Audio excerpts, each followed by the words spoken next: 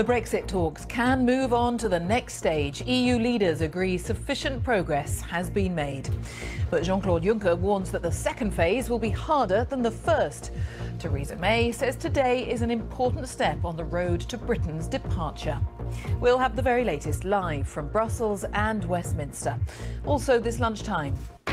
A judge calls for an inquiry after a student is cleared of rape when police failed to disclose evidence casting doubt on the case.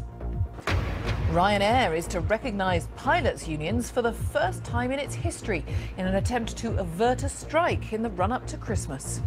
A firefighter has died in Southern California while tackling what's on track to be the biggest wildfire in the state's history. And in the Ashes, Australia are 200 runs behind at the end of day 2 of the third test.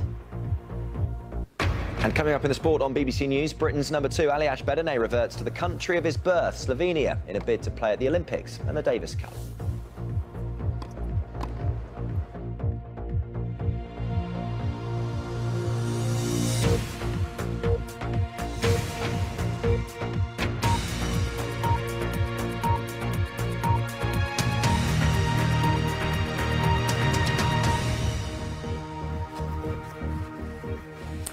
Hello, good afternoon. Welcome to the BBC News at 1. EU leaders meeting in Brussels have agreed that the Brexit talks can move to the second phase, which will focus on the future relations between the EU and Britain.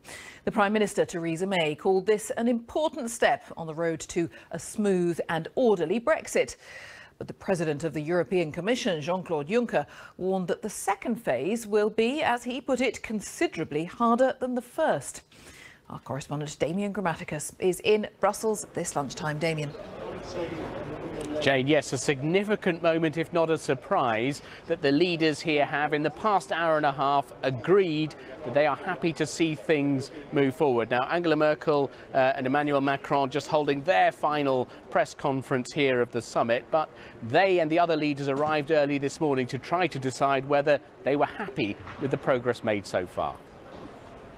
On a big day for the EU, a barrage of questions.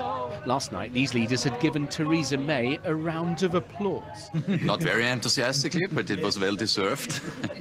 Angela Merkel had led that gesture, appreciative after Mrs May told the EU's leaders she wants a smooth Brexit.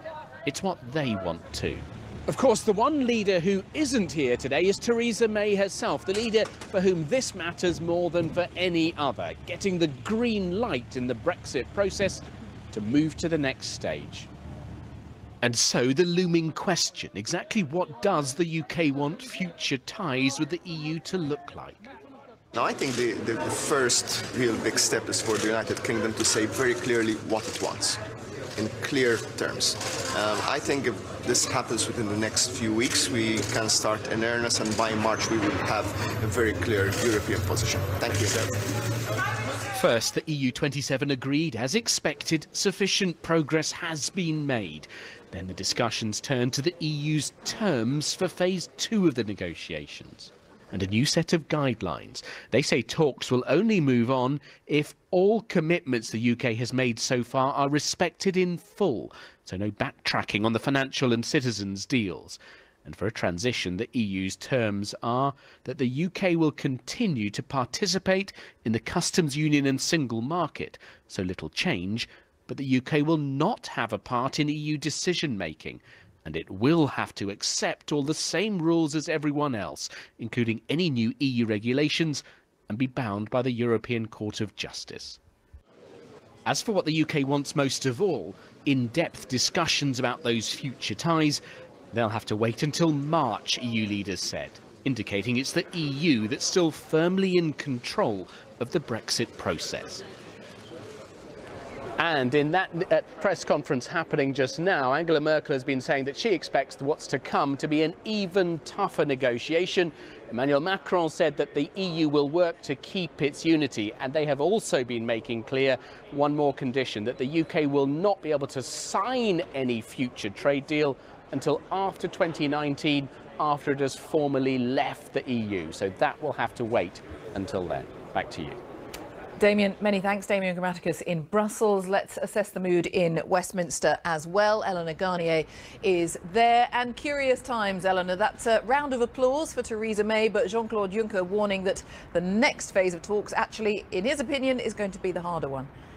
Jane, I think there will be a huge sigh of relief in Downing Street that the talks are now officially moving on to the next stage. There has been a lot of drama just getting to this point, even in the last 2 weeks. At one stage the deal was on, then it was off, then it was back on again, all in the space of 5 days. The Prime Minister has welcomed today's development, saying it was an important step on the road to a smooth and orderly Brexit. And I think she will certainly have been cheered by the support she got at that dinner in Brussels last night and the round of applause from the other 27 EU leaders. But today's progress doesn't mean that it's all going to be easy from now on, either in Brussels or back home in Westminster. The government was defeated in the Commons earlier this week over Brexit, and it looks like there's more trouble brewing for Theresa May over whether to put in law the exact date we leave the EU. Even the Brexit Secretary has in the last hour acknowledged there is still a lot of work to do. So while there are cheers today, there are tough talks to come and lots of difficult questions that still need to be answered. Yes, Eleanor, thank you. Well, as we've been reflecting, the Prime Minister saying that she's working to secure the best trade deal with the EU while regaining control over issues such as borders and immigration. Chris Morris from the BBC's Reality Check team is with me to look ahead now to this second phase of talks. Chris. Yeah, thanks very much, Jane. So the other 27 countries have now agreed it's time to move on to phase 2 of these negotiations while continuing to finalise all those issues from phase 1. To start with, there will be talks about a transition period of about 2 years after Brexit, during which the UK will operate under all EU rules and regulations. Some of the detail about what that means will be controversial. Then next spring, if all goes to plan, negotiators will also begin to consider the future relationship between the UK and the EU on security, on foreign policy and, of course, on trade. The EU's aim is to produce a very broad political agreement on the outlines of a future deal before Brexit actually happens. Detailed trade talks will take a lot longer. Part of the problem is that at the moment the EU has no idea what the UK actually wants. A deep and special partnership is the government's preferred phrase, but what does that actually mean? Well, there's been a lot of talk about this, the Canada model. A free trade deal between the EU and Canada, which came into effect this year, eliminates most tariffs in the trading of goods, but it does relatively little to liberalise the trade in services, which is a far more significant part of the UK economy. So understandably, the UK is looking for something a little more ambitious. The Brexit Secretary, David Davis, says he wants Canada plus, plus, plus. What we want is a bespoke outcome. We'll probably start with the best of Canada and the best of Japan and the best of South Korea, and then add to that the bits that's missing, which is the services. But the EU is cautious about this, arguing that the more access you get, the more responsibilities you take on. And the UK doesn't want to make big annual budget payments, accept the jurisdiction of the European Court of Justice, or allow the free movement of people. I'm afraid that my best guess will be that we might get Canada plus, in other words, the EU offering us a bit, but I don't think we'll get Canada plus, plus, plus, because the negotiating cards are more on the EU side. Now, some EU leaders accept that a bespoke deal for the UK does need to be found, but there's no such thing as membership light. The UK says actually it should be much easier to do a deal now because we start from the same place. But remember, this will be the first trade deal in history where the two sides are trying to get further apart rather than get closer together. Jane. Chris, thank you very much. Chris Morris. A judge has called for an inquiry after a university student was cleared of rape because police failed to disclose evidence casting doubt on the case. 22-year-old Liam Allen spent 2 years on bail before his trial at Croydon Crown Court was halted when it was revealed his accuser had sent messages suggesting she wanted to continue to have sex with him. Andy Moore reports. 22-year-old Liam Allen had spent almost 2 years on bail, accused of 6 rapes and 6 sexual assaults. This morning he told the BBC he was overwhelmed and dealing with the confusion of going from the villain to being innocent. Massive miscarriage of justice. Jerry Hayes was the prosecution barrister in this case. His job was to put Mr. Allen behind bars. But then the police revealed they had a computer disk with 50,000 texts from the woman making the accusations. She said she didn't like sex with him. Text messages to say she loved sex with him. There were rape fantasies. There was sex in the open air. This was a 12-count indictment. If the defence hadn't got that, that man would have been convicted. That man would have got 12 years. That man would have had his life trashed and on a sexual offences register forever. In a statement, the Metropolitan Police said, "We are aware of this case being dismissed from court and are carrying out an urgent assessment to establish the circumstances which led to this action being taken. We are working closely with the Crown Prosecution Service and keeping in close contact with the victim whilst this process takes place." It's all coming as quite a big shock to him, and he is quite worried because naturally his neighbours are being pestered. There are lots of people around his home, etc. And what he wants to do right now is to have a little bit of headspace, because as a 22-year-old, you can imagine that it's all been quite unnerving, especially given the 2 years prior in which his life was pretty much at stake. After the case collapsed at Croydon Crown Court yesterday, Judge Peter Gower said, "There is something that has gone wrong, and it is a matter that the CPS should be considering at the very highest level. Otherwise, there is a risk there will be a very serious miscarriage of justice. He leaves the courtroom an innocent man without a stain on his character." The problem goes back for at least 2 decades in various forms, trying to manage how much of the background information that the police gather in an investigation should be disclosed to the defence. Everyone working in the profession is aware that there are problems with filtering out the relevant material, and sometimes it gets missed. Mr. Allen is a criminology student. He said he felt betrayed by a system he wanted to work in. Andy Moore, BBC News. Well, our legal affairs correspondent Clive Coleman is with me. How unusual is this, Clive?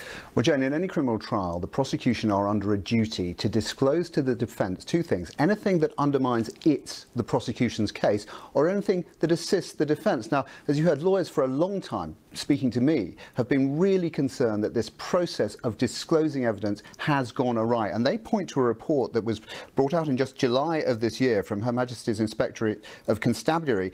2 staggering statistics from that report. They say, firstly, that 22% of the disclosure schedules that they looked at were, in their words, wholly inadequate. They also say that 78% of the files that they examined were marked either poor or fair. Now, fair disclosure is an absolute foundation of our criminal justice system, and the fear is that disclosure officers are not being properly trained or properly resourced. And there is also an uncomfortable truth here that in serious criminal cases, allegations of sexual assault and rape, sometimes the complainant is not in fact a victim in a small minority of cases. Now, in those cases, if disclosure fails, innocent people go to prison. Clive, thank you. Clive Coleman. Ryanair has agreed to recognise pilots' unions for the first time to try to prevent strike action in the run-up to Christmas. The airline says it's invited pilot unions from a number of European countries to talks next week. It's urging its staff to call off the industrial action, which is planned for Wednesday the 20th. Here's our business correspondent, Joe Lynham. It's Europe's largest airline in terms of passengers. It prides itself on low fares and no frills. It's also refused to recognise trade unions in its 32-year existence, until now. Faced with a highly damaging strike next week, Ryanair has invited pilots to talk about forming a trade union. In its letter to pilots' unions in Britain, Ireland and 4 other countries, it said, "Putting the needs of our customers first and avoiding disruption to their Christmas flights is the reason why we will now deal with our pilots through recognised national union structures." But this is a major change of tone from only 3 days ago, when the airline said it would face down the union behind the planned strike, which it described as a small group who don't care how much upset they cause colleagues or customers. This is pretty astounding news today from Ryanair. It's the last thing I would have expected. Ryanair is known for toughing out all negotiations. It really reflects that the pilots have used a key bargaining chip, I think. They know that Christmas flights are very sensitive. It won't have been an easy decision for Michael O'Leary to reach, but I think they finally recognised they had to make a change in order to keep future industrial peace and maintain their competitive position. But this offer to recognise unions comes with strings attached. Ryanair says it will only recognise unions if they work exclusively for the airline, so pilots with a rival carrier would not be allowed to negotiate with Ryanair. They would form a Ryanair company council. There would be Ryanair pilots on that. They would work with the union officials from BALPA and their negotiators, and they would, we would work together with them to try and come up with a collective agreement in the UK. What we don't really want to get involved in is a British Airways pilot who could be potentially a competitor of ours negotiating on behalf of Ryanair pilots. If this offer from Ryanair works, it could put thousands of passengers' minds at ease as they plan their Christmas holidays. But whether it will improve the airline's overall reputation is as yet unclear. Joe Lynham, BBC News. The time is 16 minutes past 1. Our top story this lunchtime. The Brexit talks can move on to the next stage. EU leaders in Brussels agree sufficient progress has been made. Coming up, a distant discovery. NASA says it's found evidence of an 8th planet circling a sun far away. Coming up in sport, Australia trail England by 200 runs at the end of the second day in Perth. Steve Smith nearing a century as the hosts wrestle back momentum in the third Ashes test.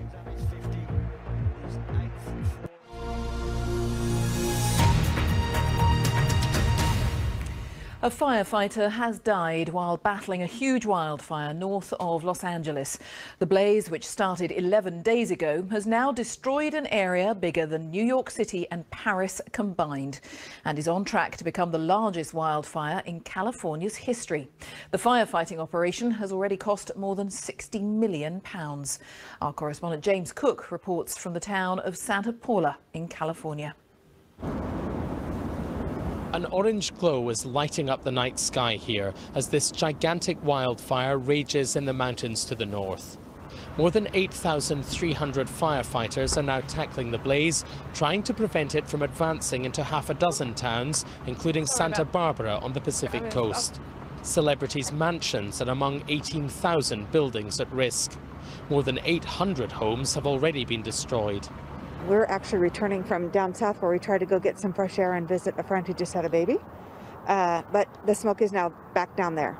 My mom had a lung transplant 4 years ago, and so she has pulmonary fibrosis. I'm so concerned. We just left her house just to see what the conditions are like, and it's really bad. The firefighter who died has been identified as Corey Iverson, a 32-year-old engineer who is survived by his pregnant wife and 2-year-old daughter. This is a tragic event, and it's a reminder of the inherent dangers that we face here in California with wildfire and the risks that we take in the fire service. We understand the job that we do when we get into this profession, and we enjoy the idea of helping people. But what this tells us is that we should not take any time for granted, and that our thoughts and prayers really go out to this individual's family. It has not rained here for more than 8 months, and with dangerous gusty winds forecast, one fire chief said the weekend would bring a horrible combination of critical fire conditions. James Cook, BBC News in California. Britain's most senior military officer has warned of a new threat posed by Russia to communications cables that run under the sea. The Chief of the Defence Staff, Air Chief Marshal Sir Stuart Peach, said Britain and NATO must do more to protect the communication lines. Here's our defence correspondent, Jonathan Beale. They're the arteries of the information age. Hundreds of thousands of miles of cables laid on the seabed. The lifeblood to our way of life and the internet economy. 90% of global communications rely on them. They're the means that allow £7 trillion worth of financial transactions a day. Reason enough, says Britain's top military chief, to worry about sabotage. And with one nation above any other in his sights, Russia. Russia, in addition to new ships and submarines, continues to perfect both unconventional capabilities.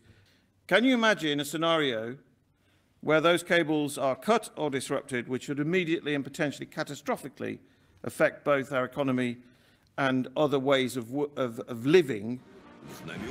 There's been a recent increase in Russian submarine activity, with US intelligence officials also warning they've been aggressively operating in those areas where the cables are laid. The defence chief said Britain and NATO needed to match Russia's fleet modernisation. But the Royal Navy's been shrinking, and with fears of yet more defence cuts, this was also a plea for more resources.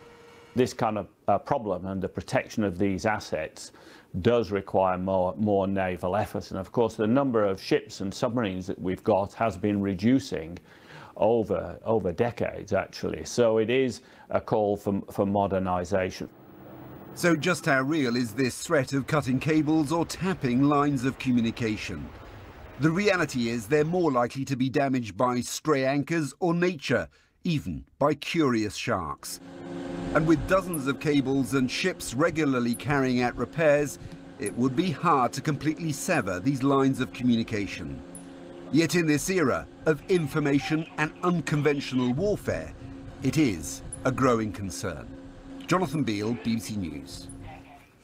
There was a catastrophic failure when the Church of England agreed to compensate a woman who said she'd been sexually abused by a bishop.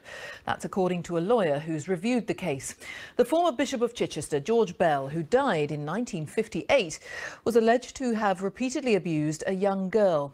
The woman made a formal complaint in 1995 and 10 years later won an apology and compensation from the Church of England.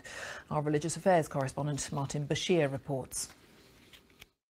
Scholar, priest and champion of the oppressed, George Bell served as Bishop of Chichester for 30 years until his death in 1958. But his reputation was suddenly challenged 2 years ago when it emerged that this woman had made allegations that he'd abused her when she was a child.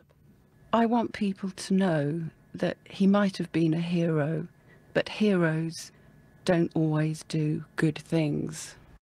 The church apologised and paid her more than £16,000 for what it called a devastating betrayal of trust.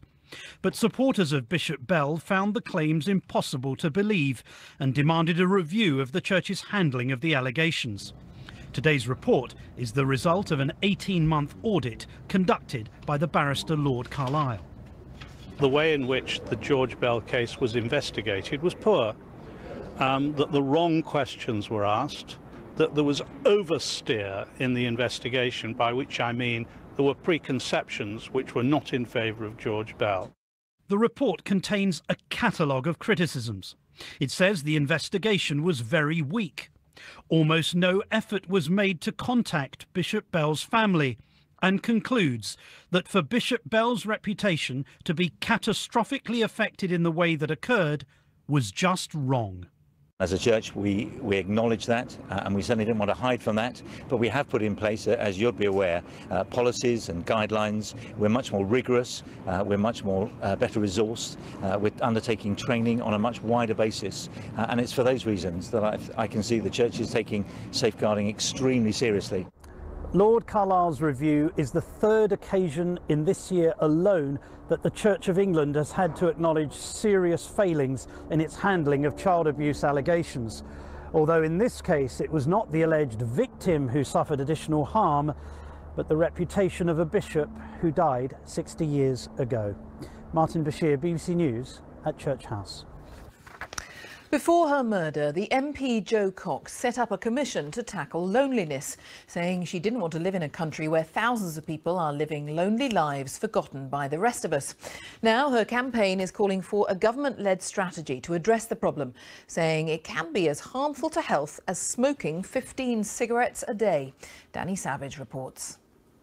You can't catch me. In the months before she was murdered, Jo Cox started a campaign to tackle loneliness. The MP said she didn't want to live in a country where thousands of people are living lonely lives forgotten by the rest of us. The campaign carried on in her name and has now concluded we all have to do our bit to combat loneliness. So how's your leg after your fall? Susan spent months feeling isolated and desperate, but things improved hugely when the Royal Voluntary Service befriended her. Oh, I was really low. I was depressed. I tried to take my own life. I was really bad. I was in a lot of pain. And if it wasn't for these people, all these people that's helping me now, I wouldn't be here. And I appreciate everything that people's done for me. It's not always obvious to people that they might be lonely or in need of some companionship. And what we offer isn't somebody to just come and talk at people. What we're doing is we're saying to people, would you like to be part of something where you meet somebody, you get to know them, they get to know you, and you create a friendship. This morning, in Jo Cox's hometown of Batley, the report was officially launched. This isn't just about being old. Loneliness can affect us at any stage in our lifespan. Jo's sister spoke passionately about getting people talking about loneliness. I've spoken to loads of people recently who think, you know, communities aren't like they used to be, where you knew your neighbours and you knew everybody's name, and it's trying to sort of reconnect people so we get back to that. I've got some mince pies. No. The Jo Cox Loneliness Commission suggests government and employers must do their bit to deal with loneliness, but also that individuals and communities are the most important for preventing isolation. Danny Savage, BBC News, Batley. Now, in the Ashes, a century from batsman Jonny Bairstow helped England post a total of 403 as they look to fight back in the 5-match series. They need at least a draw in Perth this week to avoid a series defeat. But Australia had the better of day 2, and at the end of play, the hosts were just 200 runs behind England with 7 wickets remaining. Andy Swiss reports from Perth. The WACA is traditionally where Australian heroes are made, but would this be another day for English ones? Well, it seems so at first, as David Malan and Jonny Bairstow picked up their marathon partnership where they'd left off. Bairstow completing a superb century. After his now infamous incident in a Perth bar, he celebrated by headbutting his helmet. England were enjoying themselves. But out of nowhere, guess what? Malan went to a brilliant catch by Peter Hanscom for 140, and the rest crumbled in all too familiar fashion, losing their last 6 wickets in 48 mind-boggling minutes. They just made it to the 400 mark, but it should have been so much better. Well, to be all out by lunchtime here wasn't exactly part of England's plan. That was some batting collapse, even by their standards, and Australia are suddenly right back in this. So could England's bowlers repair the damage? Well, they made a decent start, Craig Overton removing both openers, but further chances slipped through their fingers. They were difficult ones, but they proved damaging. Usman Khawaja made a half-century by the time he was eventually trapped leg before, and there was no budging his skipper. Steve Smith still there on 92. If only some of England's earlier batting had shown such stickability. You can look at it and go, yeah, we've let the position slip, but at the same time, our job now when we come back in the morning is a case of, right, well, we've got the capabilities of taking 5-6 wickets in a session. We've shown that previously, so there's no reason why we can't now. A day which belonged to Australia then, but a test which England can't afford to lose is still tantalisingly poised. Andy Swiss, BBC News, Perth. The US space agency NASA says it's discovered an 8th planet circling a distant sun, making it the first solar system to have the same number of planets as our own. The 8 orbit a star known as Kepler-90, and the discovery reveals an order like Earth and its neighbours, with small planets nearest the sun and bigger ones further away. Paul Rinken reports. Astronomers have discovered more than 3,000 planets circling other stars. But very few of these distant planetary systems resemble our own. Now, a team using the Kepler Space Telescope has confirmed the existence of 8 planets around a single star. 7 of these were already known, but experts trained a software program to recognise known planets. The program then searched through raw data and identified a previously unknown world. The new planet we found, Kepler-90I, is the smallest of the bunch and orbits just outside the inner 2 planets. The new planet is small enough that we think it is probably rocky and doesn't have a thick atmosphere. The surface is likely scorching hot. We calculated that it probably has an average temperature of about 800 degrees Fahrenheit. We've been able to task computers to go and look into data and to find things that people didn't spot or perhaps didn't have time to spot. So providing good candidates for worlds hidden within the Kepler data, machines can then pick up the slack and actually go and discover these worlds.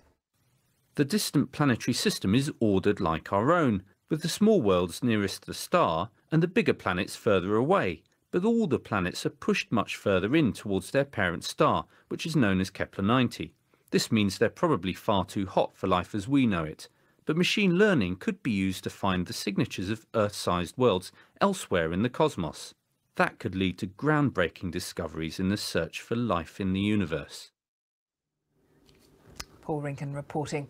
Now, while we've been on air, Kensington Palace has announced that Prince Harry and Meghan Markle will marry on May the 19th next year. The couple, who've been dating since the summer, announced their engagement in November. They will marry at St George's Chapel at Windsor Castle. Time to take a look at the weather prospects. Here's Darren. Thank you, Jane. Cold tonight, widespread frost on the way. It feels quite chilly out there this afternoon, mind you, but at least many of us are enjoying some sunshine anywhere sheltered from that northerly wind, such as Neath in South Wales. But where you're getting the full force of that northerly wind, well, very wintry skies in Scarborough and some showers around as well. Quite a few showers already in the northeast of England. They're pushing their way southwards across East Anglia, maybe getting into Essex and Kent for a while. Still a few showers clipping West Wales, far southwest of England. More rain showers across Northern Ireland, wintry showers in northern Scotland, and temperatures at best 5 or 6 degrees. Chilly in the wind, certainly. And as we head into this evening, we've got some more showers to come again across Northern Ireland. These are mostly of rain, actually, but wintry ones across the north of Scotland. Central Belt, southern Scotland, northwest England already turning cold and frosty by 6 o'clock this evening. A bit more cloud, though, coming into the western fringes of Wales, far southwest of England. Those showers will continue overnight. Clearer skies before we hit more cloud still across eastern counties of England, although probably fewer showers by this stage. They're tending to move a little more offshore, but essentially the showers will stay in much the same sort of place around the edges overnight tonight. The winds will become lighter, and for many of us with clear skies, it is going to get cold. A frost will develop widely, and we could be down to -5 or -6 in rural parts, particularly northern England and Scotland. So a cold start to this weekend.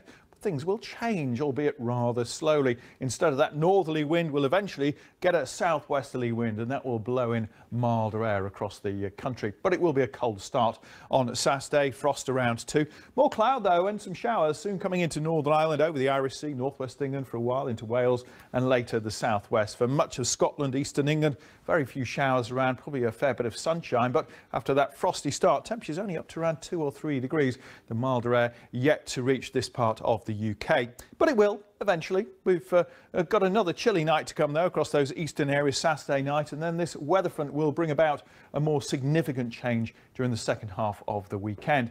You'll notice some stronger winds, southwesterlies for most of the day. There'll be a lot more cloud around even for eastern areas, and this rain will spill its way across the whole of the country. But eventually those temperatures could be as high as 9 or even 10 degrees. And as we head into the first half of next week, at least, it's going to stay mainly dry. There won't be much rain around at all. Could be mild, possibly 14 or 15 degrees, but that comes with a good deal of cloud. Jane. All right, thanks very much, Darren Bett. Thank you. And just a reminder of our main story this lunchtime. The Brexit talks can move to the next stage. EU leaders in Brussels agree sufficient progress has been made. That is all from the BBC News at 1. It is goodbye from me. And on BBC One, we join the BBC's news teams wherever you are. Bye-bye.